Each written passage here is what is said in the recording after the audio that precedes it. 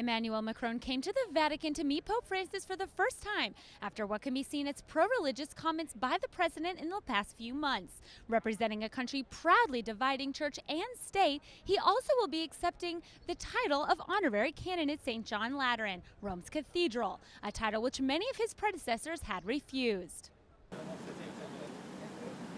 Emmanuel Macron and his wife were welcomed on the St. Damasus patio by Monsignor Georg Ganswein, prefect of the papal household. Later, in the most formal of manners, the president and his entourage headed to the room where Pope Francis awaited.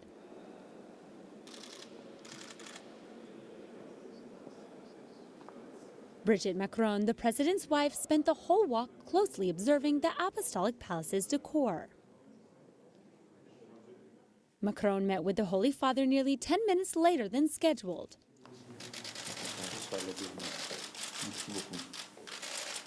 The Pope and the President met in private for nearly an hour. The 57 minutes Macron spent with Pope Francis became the longest time the Holy Father has spent with the leader of a nation.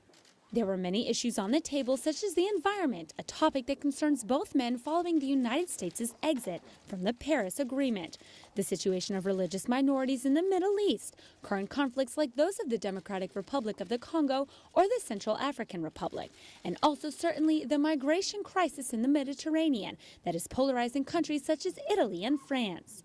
Following the encounter came the greetings. The president introduced the Pope to his wife, Brigitte Macron.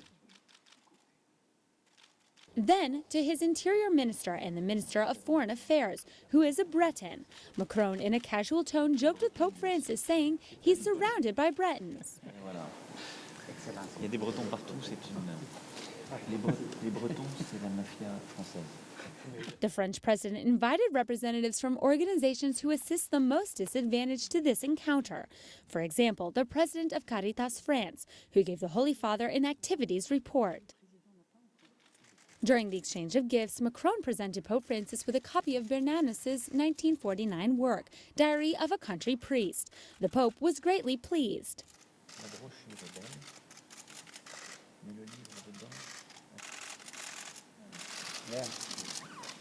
For his part, the Holy Father gave the French leader an engraving of Saint Martin de Tours, sharing his cloak with a poor man.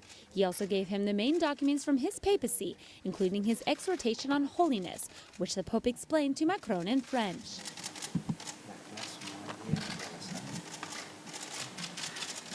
Following the formal photos, Pope Francis gave one last gift, his message for the World Day of Peace.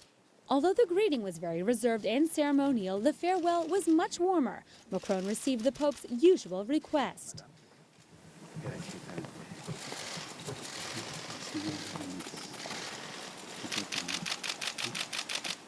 An emotional president took the Holy Father's hands and bid farewell with 2 kisses.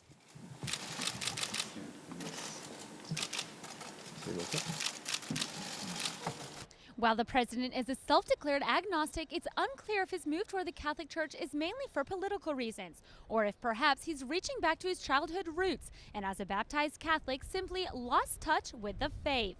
At the Vatican, Melissa Butts, Currents News.